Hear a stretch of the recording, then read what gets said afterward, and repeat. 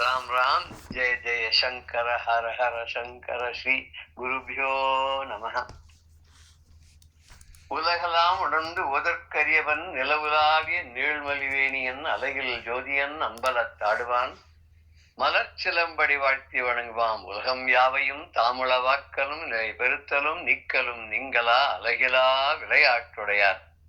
அலகிலா விளையாட்டுடையார் அவர் தலைவர் அன்னவர்க்கே சரண் நாங்களே அப்படின்னு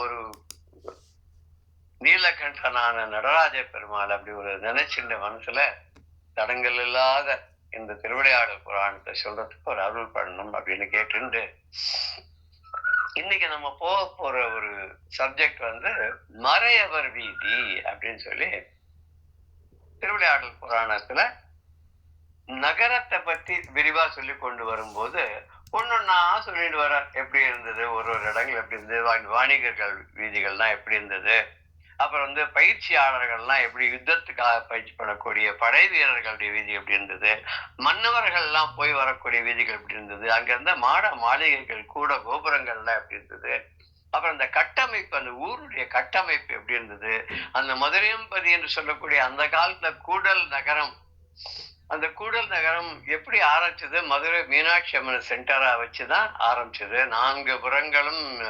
சதுரமாக ஒரு மாதத்தின் தமிழ் மாதத்தின் பெயரையும் கொண்டுள்ள வீதிகளாக அமைக்கப்பட்டு அந்த காலத்து அரசர்கள் ஆட்சி பண்ணார்கள் அப்படிங்கிறத பாக்குறோம். பிற்காலத்துல அந்த மதுரை மாநகரமானது ரொம்ப பெரிய விரிவுபடுத்தப்பட்டது அப்படிங்கிறத நமக்கு தெரியுது.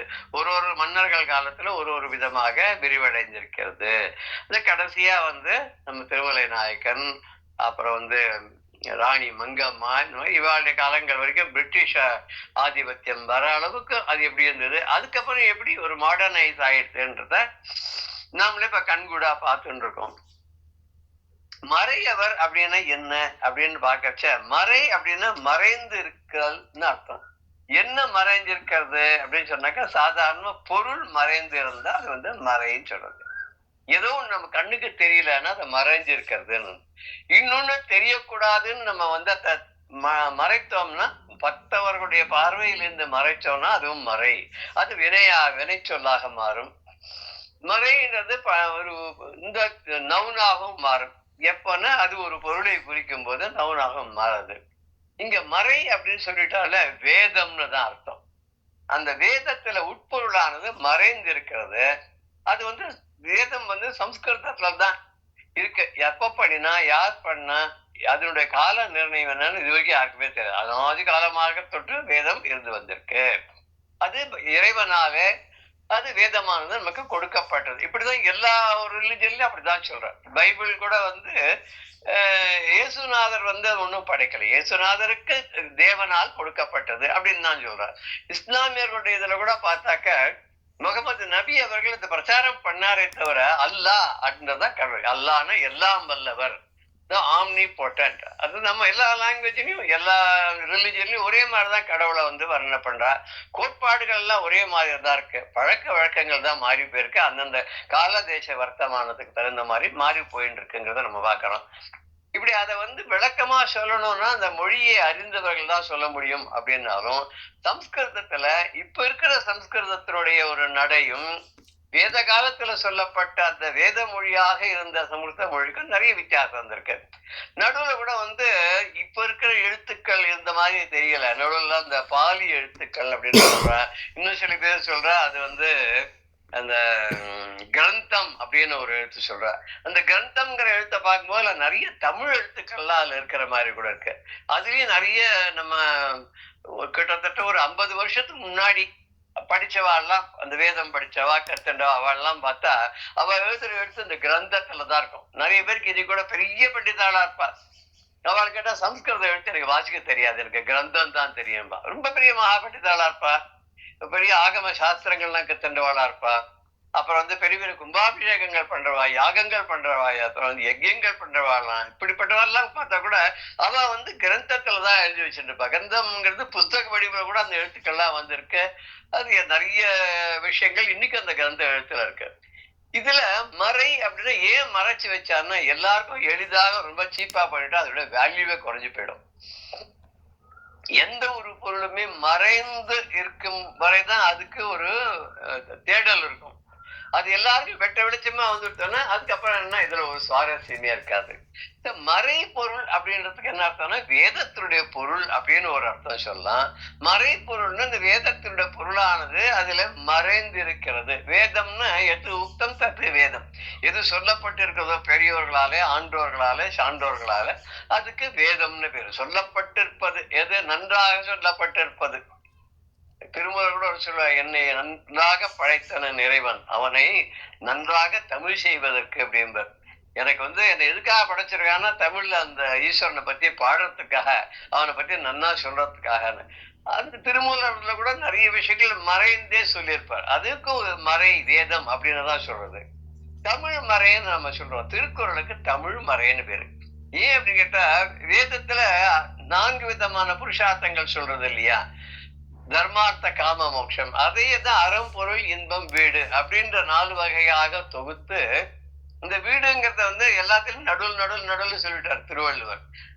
அறத்துப்பால், காமத்துப்பால், அப்புறம் அறம் பொருள் பொருட்பால், இன்பம் பொருள் தர்மம். இதுதான் அவர் சொல்லியிருக்கார். அந்த இதை நடுவுலயே சேர்த்து விட்டார். அந்த வீடுங்கிறத வீடு பெற நெல்னு அவையார் சொன்னாலும் அந்த வீடுங்கிறது விடுபட அந்த வீடுங்கிறத அங்கங்க சேர்த்துட்டே வந்துட்டார். கூட கூட சொல்லிட்டே வந்துட்டார். இப்ப மறையவர்கள் என்ன பண்ணான்னா அந்த மறைத்து வைத்திருந்த அந்த வேதத்தை இன்னி வரைக்கும் காப்பாத்தின்னு வந்திருக்கா. எப்படி? காதால கேட்டு அதை மனதார அதை பாடம் பண்ணி அதை வாயால அடுத்த சிஷ்ய வர்க்கங்களுக்கு சொல்லி இப்படியேதான் வந்திருக்கு. ஸ்மிருதி ஸ்ருதி. ஸ்ருதியானது காதால் கேட்கப்பட்டது, ஸ்மிருதி மனதிலே ஞாபகத்துக்குள்ளே அதை பதிய வைக்கப்பட்டது. அப்படியே அடுத்தடுத்து வந்தது. அந்த காலத்துல டேப் ரெக்கார்டர் இருந்ததா என்னது ஒண்ணும் கிடையாது. ஒரு வேடிக்கையா பெரியவா ஒருத்தர் சொல்லுவார், அந்த காலத்துல விஷ்ணு சஹஸ்ரநாமத்தை பீஷ்மர் சொன்னார். எல்லாரும் கேட்டுட்டாலாம். எல்லாம் கேட்டு முடிச்சப்புறம் திரும்பி வரும்போது கிருஷ்ணர் கேட்டாராம், இப்ப நான் சொன்னாரு விஷ்ணு சஹஸ்ரநாமம் முழுக்க அவர் சொன்னாரு, எத்தனை பேருக்கு இது மனசுல பதிஞ்சிருக்க, யார் யாருக்கெல்லாம் அது தெரியும்னா. ஐயோ அவர் கேட்டார், நாங்க அப்படியே அவர் சொன்னதெல்லாம் கேட்டது நாங்க மனசுல அர்த்தம்லாம் ஒரு மாதிரி புரிஞ்சுதே தவிர அது வரிசையா அதை சொல்றதுக்கு அளவுக்கு எங்களுக்கு எல்லாம் அது ரெக்கார்ட் ஆகலையே. அப்போ கிருஷ்ண பரமாத்மா சொன்னாராம், சகாதேவனை கூப்பிட்டு சொல்லுன்னாராம். சகாதேவன் வந்தார். சகாதேவன் எங்க சொல்லுன்னா விஸ்வம் பெற்று ஷட்காரணம் கிடுகிடுன்னு ஆரம்பிச்சு வனமாதி கதீசாங்கி வரைக்கும் முடிச்சுட்டான். எல்லாருக்கும் ரொம்ப ஆச்சரியம், எப்படி நம்ம யாருக்குமே தெரியல, ஆனா இந்த சகாதேவன் மாத்திரம் சொல்லிட்டாரு. அப்ப கிருஷ்ண பரமாத்மா சொன்னாராம், இந்த சகாதேவனுடைய கழுத்துல இருக்கக்கூடிய மாலை இருக்கு பத்தியா, அது ஸ்பட்டிக மாலை. ஸ்பட்டிகத்துக்கு அப்சர்வ் பண்ணி அதை ப்ரிசர்வ் பண்ணக்கூடிய சக்தி உண்டு.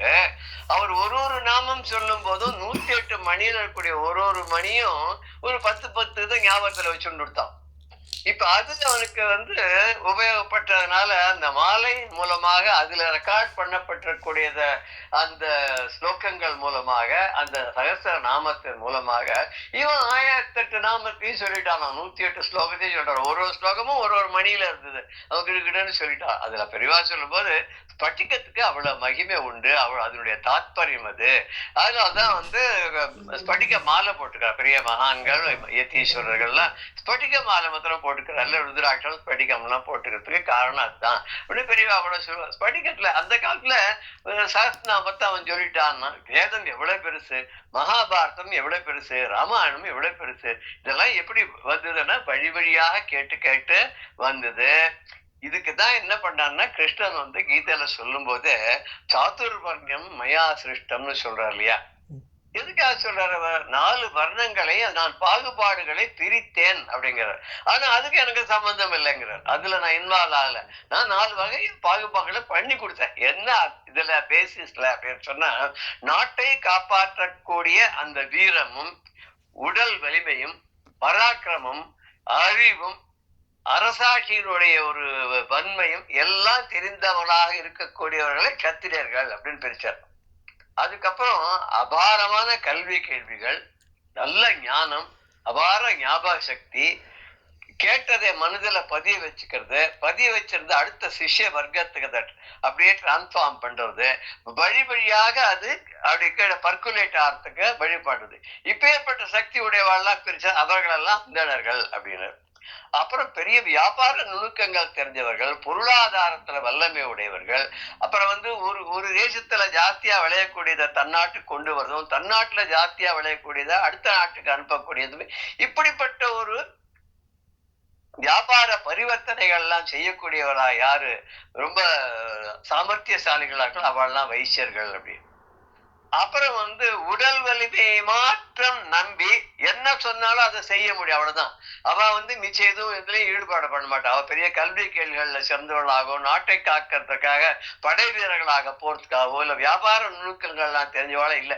சொன்னா அவ்வளவுதான், இதை கொண்டு போய் அங்க கொண்டு போய் அங்க கொடுத்துட்டு வருவேன், இதை செய்யன்னு அதை செய்வா, அதை பண்ணுன்னு அதை பண்ணுவா, அவ்வளவுதான். ஏன் என்னன்னு கூட அவ கேட்க மாட்டான். அதுல 4வது வர்ணத்தார்னு அப்படி பிரிச்சார்.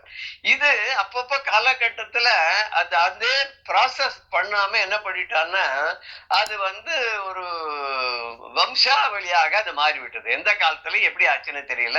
ராஜாவோட பிள்ளை ராஜா, மந்திரியோட பிள்ளை மந்திரி அப்படின்ற மாதிரி இருக்கு. அது இன்னை வரைக்கும் தொடர்ந்து வந்துட்டு இருக்கு. அந்த ஃபேமிலி வழியாக அந்த ஆட்சி முறையோ இல்ல எதுவுமே அப்படி வந்துட்டு இருக்குது.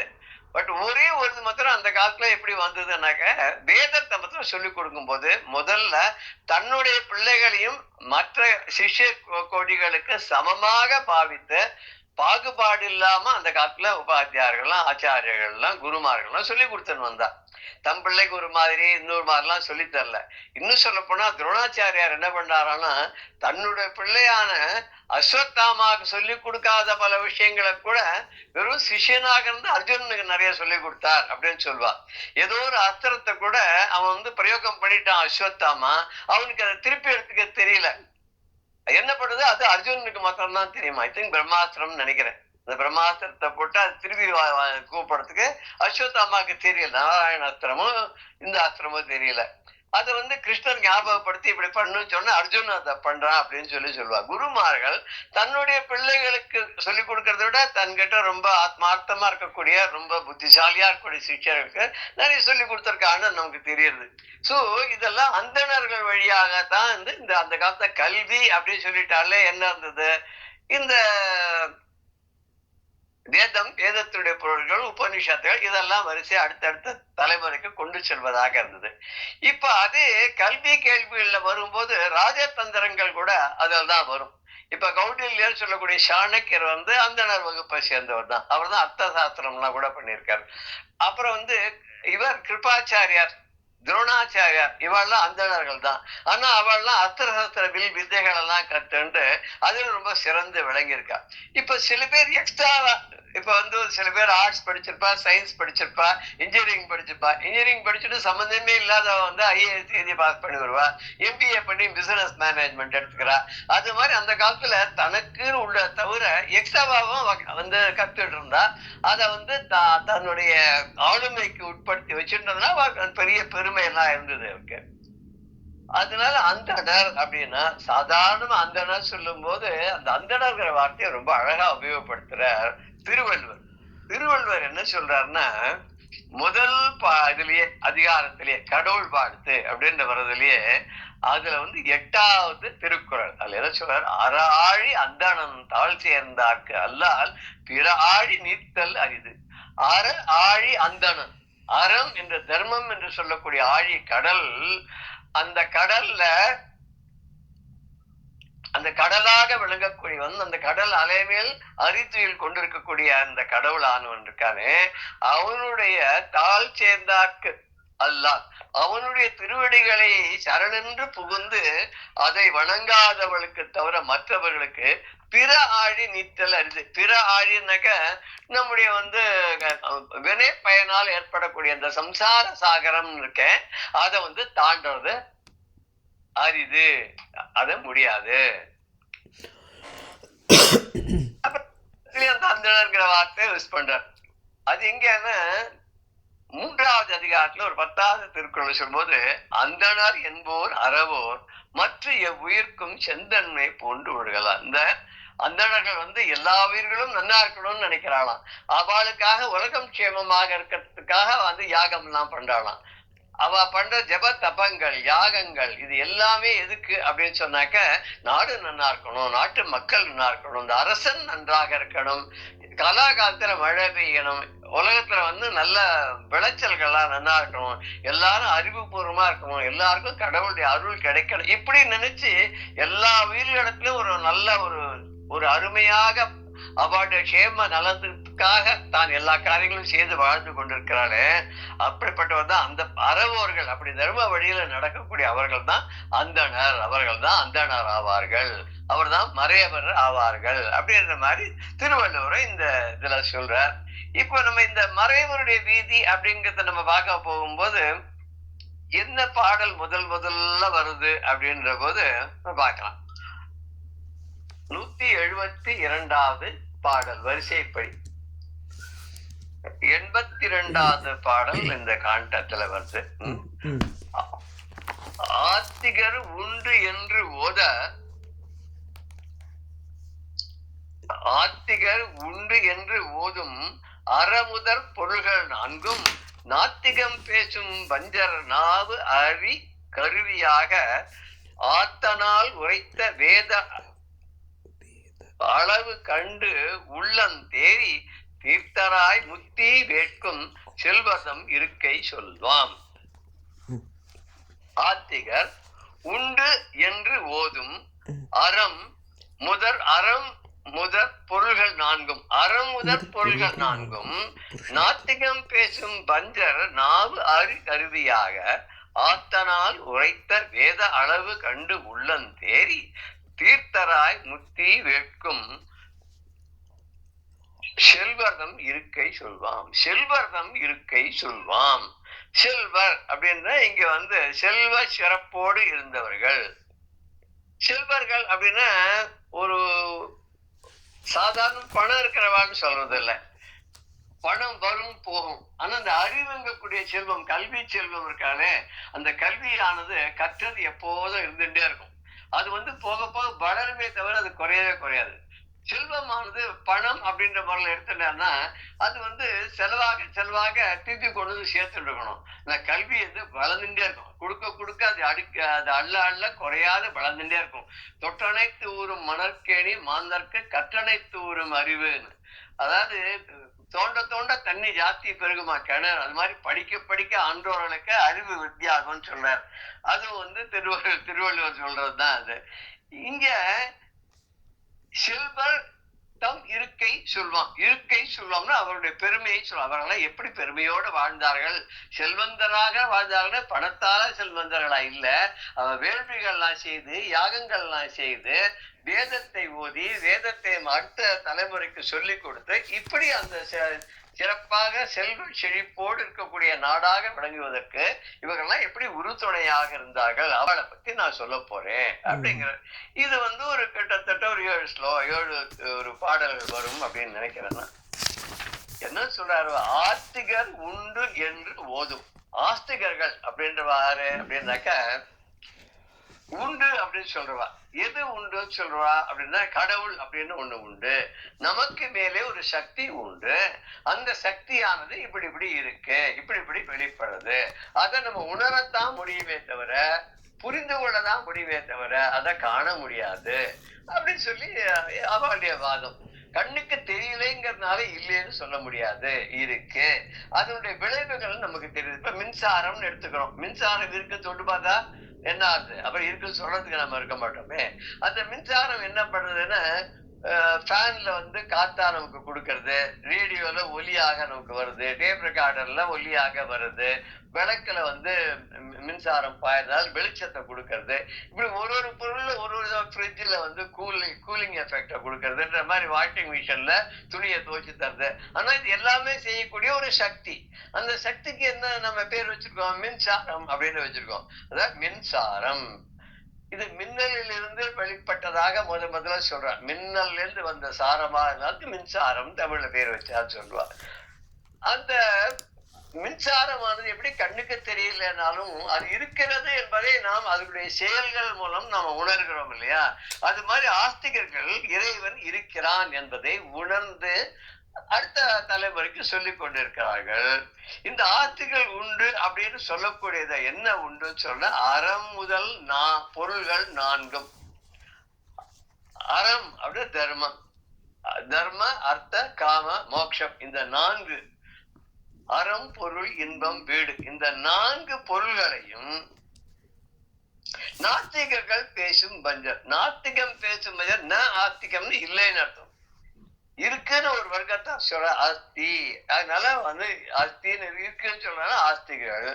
இவன் ந அஸ்தின்னு சொல்றாங்க நாஸ்திகர்கள். அப்படின்னா ஒரு ரமண மகர்ஷிட்ட ஒருத்தர் போய் கேட்டாராம், என்னப்பா என்ன சமாச்சாரம்? நான் கடவுள் இல்லைன்னு சொல்றேன் அப்படின்னா.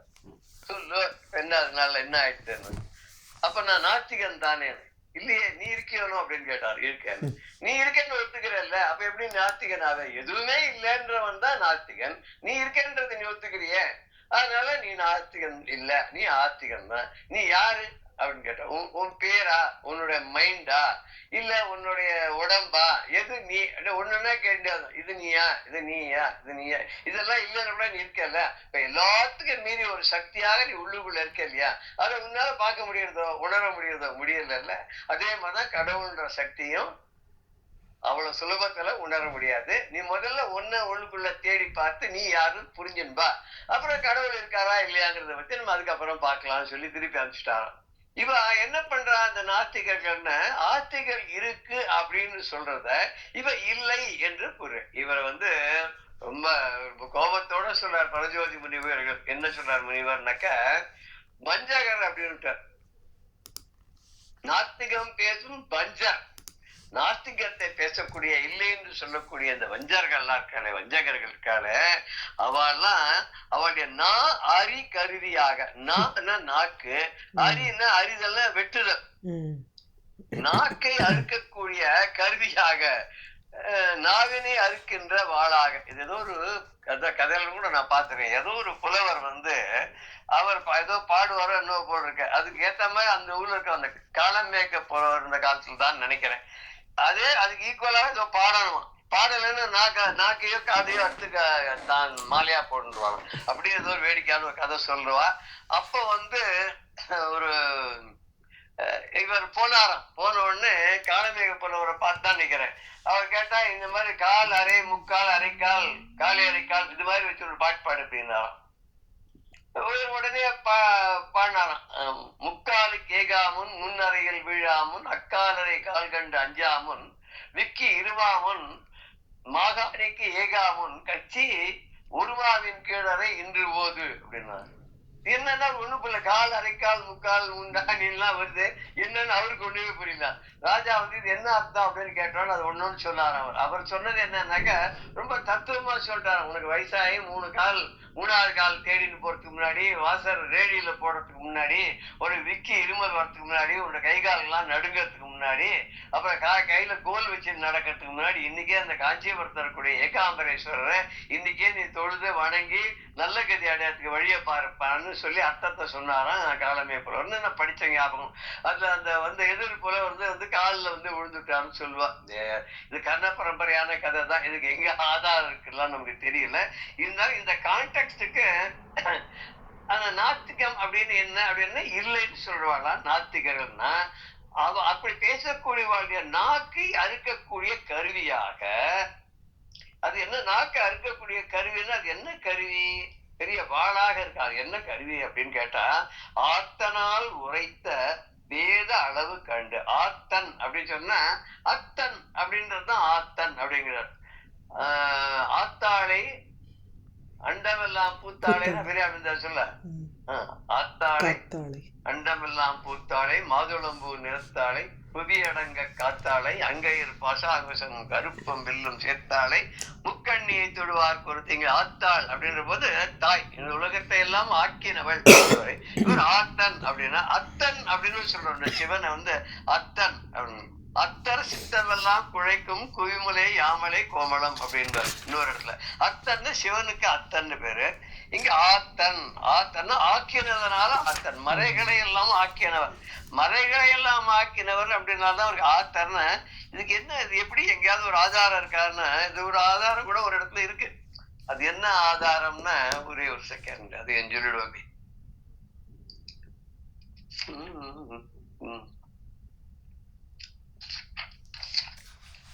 தட்சிணாமூர்த்தியை பத்தி சொல்லும் போது ஒரு இடத்துல சொல்லுவார்,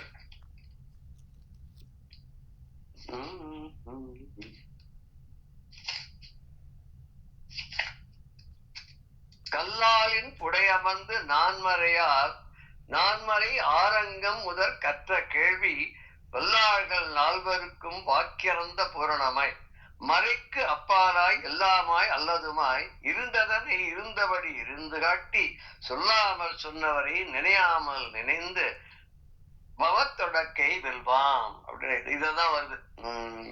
திருவிளையாடல் புராணத்துல தான் தட்சிணாமூர்த்தியை பத்தி சொல்லும்போது ஆரம்ப காலத்துல இந்த பாடல் வருது. கல்லாலின் புடை அமர்ந்த, இந்த கல் ஆலமரத்தின் கீழே அமர்ந்து கொண்டு நான் மறை ஆரங்கம், 4 வேதங்கள், ரிக்யஜுர் சாமம் அதர்வம் 4 வேதங்கள், 6 அங்கங்கள், அதோடு இருக்கக்கூடிய 6 விதமான அங்கங்கள். அந்த 6 அங்கங்கள் தமிழ்லயும் சம்ஸ்கிருத்லயும் மாறி மாறி வரும். நான் மறை ரிக்யஜுர் சாமம் அதர்வ வேதம் சொல்றோம். அங்கங்கள் ஒரு தைத்திரியம், அப்புறம் என்ன தமிழ்ல என்ன சொல்ற, தைத்திரியம், பௌடிகம், தலலகாரம், சாமம் அப்படின்னாரு. 6 அங்கம் சிச்சை, வியாக்கரணம், நிருத்தியம், கற்பம், கல்பம், சந்தம், ஜோதிஷம். இதேதான் இல்லையா? 6 அங்கம் ஷடங்கம்ன்றது அதேதான் வருது இல்லையா? அது எப்படி இருக்கு சம்ஸ்கிருதத்துல? கல்பம், வியாக்கரணம், ஜோதிஷம், சிக்ஷா, கல்பம், வியாக்கரணம், ஜோதிஷம், छंदस, शिक्षा, कल्पम, व्याकरणम, ज्योतिषम, छंदस, निरुक्तम. அது etymological derivation of words. ஓ ஆச்சா, நிருக்தம் சொல்லுக்கு அப்பாற்பட்டது அப்படின்னு கூட எடுத்துக்கலாம் தமிழ்ல. இப்படி தட்சிணாமூர்த்தியானவர் என்ன பண்றாருன்னா, வேதத்தினுடைய பொருள்களையும் நான் மறைகளுடைய பொருளையும் 6 அங்கங்களையும் உபநிஷங்களையும் எல்லாம் 4 சொன்னார். யார் இந்த 4? சனகாதி முனிவர்கள் 4 பரிபூர்ணமாக அந்த உள்ள விஷயங்களை எல்லாம் சொல்லி, அது எப்படின்னா இருந்ததை இருந்தபடி இருந்து காட்டி, அதுல என்ன சொல்லியிருக்கோ அதை தானே இருந்து நடத்தி காட்டி, ஆச்சாரதி யஹா சஹா ஆச்சாரியா, இவர் தானே ஒரு ஆச்சாரியனாக இருந்து நடந்து காட்டி அவளுக்கு பரிபூர்ணமாக புரியும்படியாக செய்தார் அப்படின்னு சொல்ற. அப்பேற்பட்ட அவருடைய திருவடிகளை நாம் பணிந்தோமானால் பவசாகரத்திலிருந்து நம்ம கரையேறலாம் அப்படின்னு சொல்லி அதை சொல்றாருல. இங்க நாத்திகம் பேசும் அந்த வஞ்சர்களுடைய நாவை அறுக்கக்கூடிய கருவியாக அந்த பரமேஸ்வரனால் உரைக்கப்பட்ட வேதம், அந்த வேத அளவு கண்டு அந்த மறையின் முடிவை உணர்ந்து வேதத்தையும் அதனுடைய முடிவாக இருக்கக்கூடிய உபநிஷதங்களையும் நன்காக உணர்ந்து கொண்டு உள்ளம் தேறி அந்த மனசு தெளிந்து, இதெல்லாம் எதுக்கு படிக்கிறது அப்படின்னா, வெறும் படிக்கிறது சும்மா எனக்கு இதெல்லாம் தெரியும் அதெல்லாம் தெரியுன்றதுக்கு இல்லாத, அதை நடைமுறையில எப்படி அதை கொண்டு சென்று அதனால் தானும் பயனடைந்து மற்றவர்களும் எப்படி பயனடையுமாறு செய்வது அப்படின்னு நடந்து காட்டுறது. இருந்ததனை இருந்து காட்டின்னு சொன்ன மாதிரி அவர் இருந்தே காமிச்ச மாதிரி இவர்கள்லாம் என்ன பண்ண, மனசு தெளிந்து தீர்த்தராய் அப்படின்னு தூய்மை உடையவராய். தீர்த்தம்ன்றதுக்கு என்ன அர்த்தம்னா, அது நம்மளை தூய்மைப்படுத்துறதுனால தீர்த்தம். அவையார் பாடல் சொல்லும் போது, ஆபத்துக்கு உதவா பிள்ளை அரும்பசிக்கு உதவா அன்னம் தாபத்தை தீரா தண்ணீர்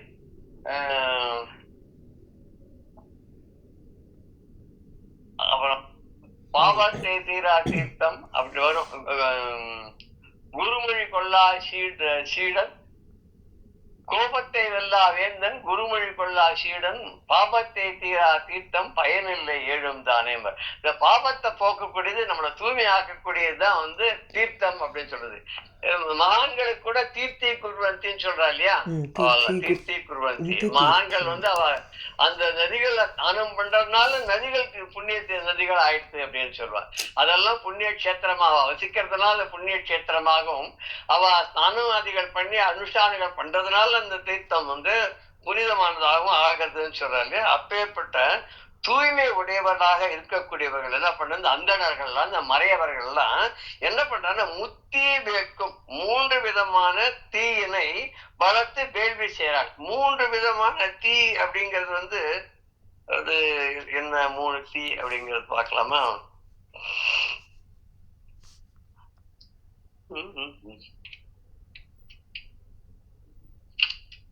என்னது 3 விதமான நெருப்பு? ஆகவனீயம், நெருப்பு இருக்கா? தாட்சிணம், ஆகவனீயம், கார்கபத்தியம். அதுக்கு என்ன ரெஃபரன்ஸ் என்னது? இது எல்லா இடத்துலயும் இருக்கு, பாகவதத்துல இருக்கு, இதுல இருக்கு, சாஸ்திரங்கள்ல இருக்கு. அது 3 விதமான என்ன டிஃபரன்ஸ்? ஓகே. என்ன டிஃபரன்ஸ் சொல்றாவா? ஸோ ஆகவனீயம்ங்கிறது யாகத்துக்கு உபயோகப்படுத்துகிற அக்னி, கார்கபத்தியம்ங்கிறது கிரகஸ்தாசிரமத்தில் அக்னிஹோத்திரம் முதலிய அக்னி, அதுக்கப்புறம் தட்சிண அக்னி, ஔபாசனம் அதெல்லாம். அதுக்கப்புறம் தாட்சிணம்ங்கிறது இப்போ அபரகாரியத்துக்கு யூஸ் பண்ணுறது, அல்லது இந்த விதமான அதுவே தட்சிண திசையில் ஒரு யாகசாலையில் தட்சிண திசையில் வைக்கக்கூடிய அக்னிக்கும் தாட்சிண அக்னின்னு பேர். தட்சிணா அப்படிங்கிறது இடது பக்கம்னா தாமா, சவுத் அப்படிங்கிற அர்த்தத்துல, ரைட் சைடு சவுத். தட்சிணா வலது, லட்சணா வலது பக்கம். ஆமா ஆமா. வாம பாகம் தான் இடது பக்கம், தட்சிணா வலது பக்கம். சூரியனை பார்த்து நின்னோன்னா வலது பக்கம் வலது கை தட்சிண பாகத்தை காமிக்கிறது. அப்படியே அது மாதிரி. Very nice, thank you thank you.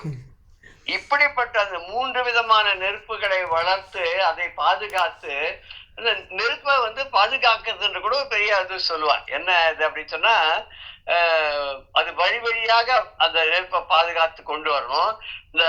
இந்த முதல்ல அந்த கல்யாணத்து போது வளர்க்குற அந்த அக்னியை பாதுகாத்து அந்த ஔபாசனம் அந்த பானையில அதை வச்சிருந்து அதைதான் தினம் எடுத்து நித்திய கர்மானுஷ்டானங்கள்ல வரக்கூடிய ஹோமங்கள் யாகங்களுக்கு எல்லாம் யூஸ் பண்ணி, கடைசி காலத்துல அந்திம காலத்திலையும் அவளுக்கு அந்த நெருப்பை தான் யூஸ் பண்ணணும் அப்படின்ற மாதிரி ஒரு வழி வகுத்து வச்சிருக்கா. வரையறையெல்லாம் பண்ணி வச்சிருக்கா இல்லையா, நம்ம வெளிவாடெல்லாம் பண்ணி வச்சிருக்கா. அப்பேற்பட்ட இந்த நெருப்பை பாதுகாத்து வளர்த்து வச்சிருக்கக்கூடிய அந்தணர்கள் எல்லாம் வாழக்கூடிய வீதியாக இது சொல்றது மறையவர் வீதிங்கிறது. ஆத்திகர் உண்டு என்று ஓதும் அறம் முதற் பொருள்கள் 4ம் நாத்திகம் பேசும் வஞ்சர் நாவு அறி கருவியாக ஆத்தனால் உரைத்த வேத அளவு கண்டு உள்ளம் தேறி தீர்த்தராய் முத்தி வேட்கும் செல்வதம் இருக்கை சொல்வாம் அப்படின்னு இந்த பாடலை நம்ம பார்த்தோம். இதனுடைய கருத்தை ஒரு வாட்டி பார்த்துட்டு நம்ம அடுத்த பாடலுக்கு நம்ம போகிறோம்.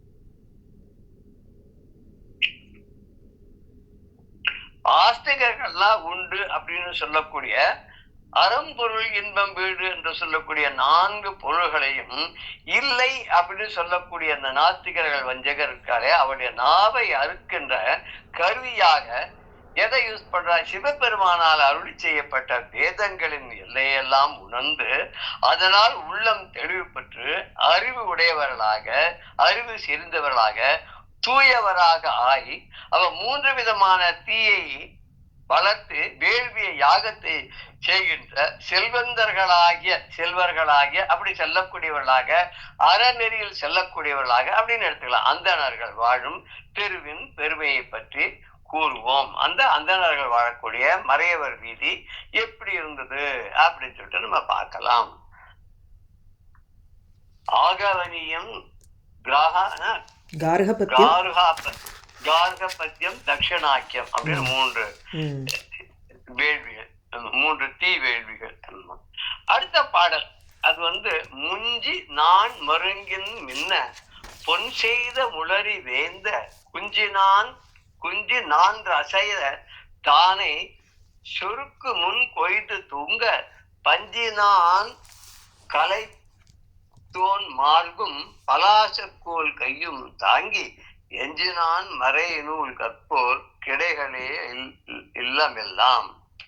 இப்ப அந்த விதி இன்னும் எப்படி இருக்குன்னு சொல்ல, முஞ்சி நான் மருங்கின் மின்ன பொன் செய்த முளரி தேய்ந்த குஞ்சினான் அசைய தானை சுருக்கு முன் கொய்து தூங்க பஞ்சினான் கலைத்தோன் மார்பும் பலாச கோல் கையும் தாங்கி எஞ்சினான் மறைநூல் கற்போர் கிடைகளே இல்லம் எல்லாம் அப்படின்னு இந்த பாடல்.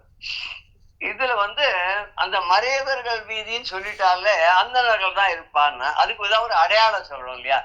அந்தணர்கள் யாருன்றத சொன்னார். அந்த அந்தணர்கள் வீதி தான் இது அப்படின்றதுக்கு ஏதாவது ஒரு இது இருக்கணுமே. இப்போ நம்ம வாணிகர்களுடைய வீதின்னு சொல்ற போது வாணிபம் எப்படி நடந்ததெல்லாம் சொன்னார். அப்புறம் மன்னவர் வீதின்னு சொல்ற போது அங்க எப்படி என்னென்னலாம் நடந்துன்றது அப்படின்னு அதனுடைய லட்சணங்கள் சொன்ன மாதிரி இந்த மறையவர் வீதிக்கு சில லட்சணங்கள்லாம் சொல்றாரு. என்ன சொல்றாருனாக்க, முஞ்சி அப்படின்னு சொல்லக்கூடிய ஒரு ஒரு புல்லால செய்யப்பட்ட ஒரு கயிறு.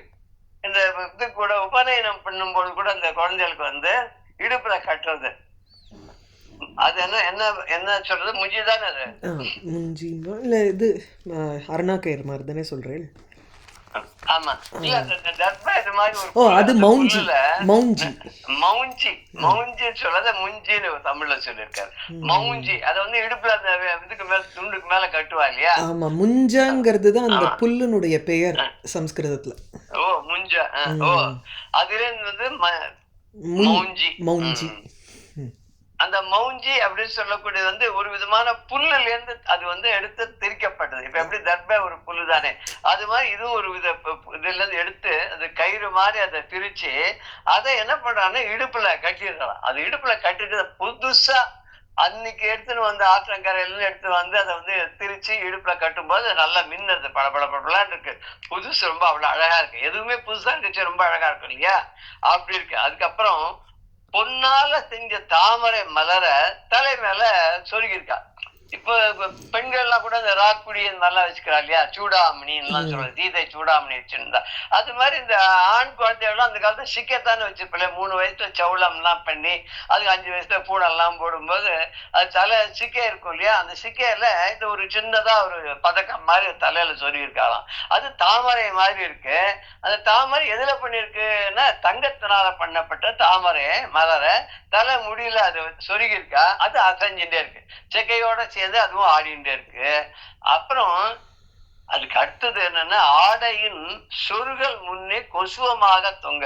அதாவது இதுல கிட்டத்தட்ட அந்த பஞ்சகச்சத்தினுடைய பேட்டர்ன்ல அவர் சொல்றார். ஆடையினுடைய அந்த செருகல்னா கச்சம். இந்த கச்சத்தை சொருகிறா இல்லையா, அதுக்கு முன்னே ஒரு கொசுவமா தொங்கதுன்றா. பட் சின்ன குழந்தைகளுக்கு எப்படி பண்ணுவான்னு தெரியல. ஒரே ஒரு இதுதான் வரும், கச்சம் தான் வரும் நினைக்கிறேன். இல்ல 1 ஆ 2 ஒண்ணு உள்பக்கம் போயிட்டு மேல் பக்கம் அதை கொஞ்சம் மடிச்சு சொருகிருப்பா. அதை அவர் சொல்றாருன்னு நினைக்கிறேன். அது கொசுவமாக அப்படி தொங்குறது. அப்புறம் மார்புல மாந்தோல். அப்புறம் முப்புரி நூல்ங்கிறது எக்யோபவீதம் பூணல். அத மார்புல தொங்குறது. எக்யோபவீதத்தோட அதுல ஒரு சின்னதா மாந்தோல் அதுல கட்டியிருக்க, அந்த பூணல்ல கட்டி வச்சிருக்கா. அப்புறம் கையில ஒரு குச்சி வச்சுட்டு இருக்கு. அந்த குழந்தை என்ன வச்சுட்டு இருக்கு? பலாச கோலை கையில வச்சுட்டு இருக்கு. பலாச மரம் அப்படின்னு சொல்லிட்டு அந்த மரத்துல ஒரு சின்ன குச்சி ஒடிச்சுன்னு வந்திருப்பா இலையோட. அத பலாச தண்டம் அப்படின்னு அந்த குழந்தை கையில கொடுத்துருப்பா. அது வச்சுக்கிறது எதுக்குன்னதோ அந்த ஞாபக சக்தியெல்லாம் அது ரொம்ப வளர்க்கும் அப்படின்னு சொல்றான். ஞாபக சக்தியை வளர்க்கும், அறிவு கூர்மையை ஏற்படுத்தும், அவர் ஈடுபாடு, கல்வி கேள்விகள்ல ஈடுபாடு அது அந்த குழந்தைகளுக்கு வரும் அப்படின்ற காரணங்கள்லாம் சொல்றேன். அதுக்காக இதெல்லாம் ஒரு அடையாளமாக அந்த குழந்தைக்கு அந்த கையில கொடுத்து வைக்கிறான். இப்படி அந்த குழந்தை அந்த பலாச கோலை கையில வச்சிருந்து குறைவே இல்லாத 4 வேதங்களையும் வேத நூல்களையும் கற்கிறதா அந்த குழந்தைகள். கற்பதற்காக உபநிஷதங்களையும் வேதங்களையும் கற்பதற்காக காத்தாலேருந்து அவ வாரியார் சொல்லிக் கொடுக்கறதான் அதை பாடம் பண்ணி அத்தியனம் பண்ணி இது அது ஒரே அந்த தெரு முழுக்க வேத கோஷமாகவே இருக்கிறது. அந்த தெருல எல்லாம் பாடசாலைகளாவே இருந்தது. பாடசாலைன்னா முன்பக்கம்னா பாடசாலையா இருக்கும், பின்பக்கத்துல அந்த ஆச்சாரியார் இருக்கக்கூடிய வசிக்கக்கூடிய இடமாவும் மற்ற குழந்தைகள் மற்ற நேரத்துல அங்க தங்கறதுக்கு. அந்த காலத்துல குருகுல வாசம் தானே.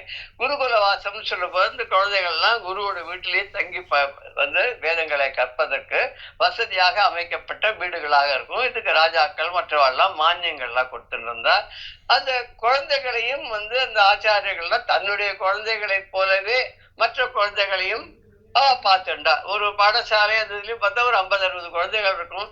இது ஒன்னொன்னு ஒரு ஒரு கலையில ரொம்ப தேர்ச்சி பெற்றதாக வளர்ந்து ரொம்ப பெரிய வாத்தியாருக்கு பெருமை சேர்க்கக்கூடியதாக இருக்கும். அது ஆச்சாரியாருக்கும் பெருமை, அந்த குழந்தைகளுக்கும் பெருமையாக தரக்கூடியதாக இருக்கு. அதை வந்து இப்ப நம்ம பதம் பதமா இந்த பாடல பாக்குறோம். முஞ்சி நான், நான் கயர், நான் ஏற்றினான்னு சொல்ல வில்லுல அந்த நான் ஏற்றினாலும் அந்த கயிறை எடுத்து கொண்டு வந்து கட்டுறா இல்லையா, அது மாதிரி இங்க வந்து முஞ்சி நான், இந்த மௌஞ்சிங்கிற புல், அந்த முஞ்சிங்கிற புல்லால செய்யப்பட்ட அந்த கயிறு இருக்கு, அத மருங்கில் மின்ன அப்படின்னா இடுப்புல அது வந்து கட்டி வச்சிருக்க மருங்கு, சின்னந்திரு மருங்கில் சாத்திய செய்யப்பட்டோம் அப்படின்னு அம்பாளை பத்தி சொல்லும்போது மெல்லிய எடை தட்டில் லத்தா மின்னல் கொடி போடக்கூடிய இடுப்புல கட்டிருக்கூடிய சின்னந்திரிய மருங்குன்னா இடை, அந்த இடையில சாத்திய செய்யப்பட்டு சிவந்த அருணாருண கௌசும்ப வஸ்திரபாசம் கட்டி தட்டி சக்கச்சவேன்னு கூடிய பட்டை கட்டிட்டு இருக்காங்க மாதிரி இந்த குழந்தை வந்து முஞ்சி அந்த புல்லால் ஆகிய அந்த கயிறை இடுப்புல கட்டியிருக்கா. இது கல்யாண பொண்ணு கூட கட்டுறது உண்டோ? அது தெரியல எனக்கு. கட்டுவான்னு நினைக்கிறேன். கல்யாண பொண்ணுக்கு அது மனுஷா இருக்கட்டும் அப்புறம் அப்பா மடியில உட்கார வச்சு கணிக்காதானம் பண்றத திரும்ப அந்த இடுப்புல கட்டியிருப்பான்னு பார்த்தேன், ஞாபகமா இருக்கீங்க. அது பண்ணுவானுங்க, அது கூட மோஞ்சின்னு தான் சொல்லு, அது பண்ண நான் பார்த்த மாதிரி ஞாபகம் இருக்கு. இது வந்து அழகா ஒளியோட பிரகாசமா இருக்கு. அப்புறம் பொன்னால செய்யப்பட்ட முளரி வேய்ந்த, முளரினா தாமரை மலர், தங்க தாமரை தலையில அணிஞ்சிட்டு இருக்கு அந்த குழந்தை. இந்த குழந்தைன்னா எல்லா குழந்தைகளும் அதுல ஒரு குழந்தை எடுத்து சாம்பிளுக்கு சொல்றோம். அந்த குழந்தை தலையில இது மாதிரி வந்து தங்கத்தினாலான தாமரையை சொருகி வச்சுட்டு இருக்கு.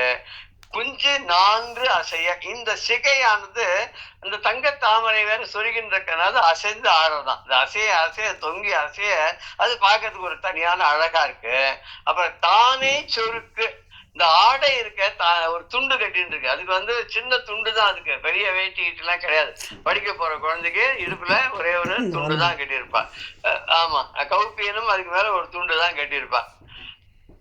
அது வந்து நல்ல சிகை தொங்கி அசையும் போது அந்த ஆடை இருக்கு அதுவும் சொருகி இருக்கு. முன்பக்கத்துல அந்த சின்ன ஒரு முழங்கால அளவுக்கு தான் இருக்கும், அது வந்து இடுப்புல சொருகின்னு இருக்கு.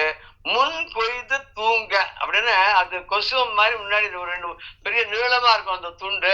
குழந்தையோட இடுப்பு ரொம்ப குட்டியா இருக்கும். அப்ப அந்த எக்ஸ்ட்ராவா ஒரு சுத்து வந்து வரும்போது என்ன பண்ணாது ஒரு மாதிரி மடிச்சு அதை சொருகி வச்சிருப்பா.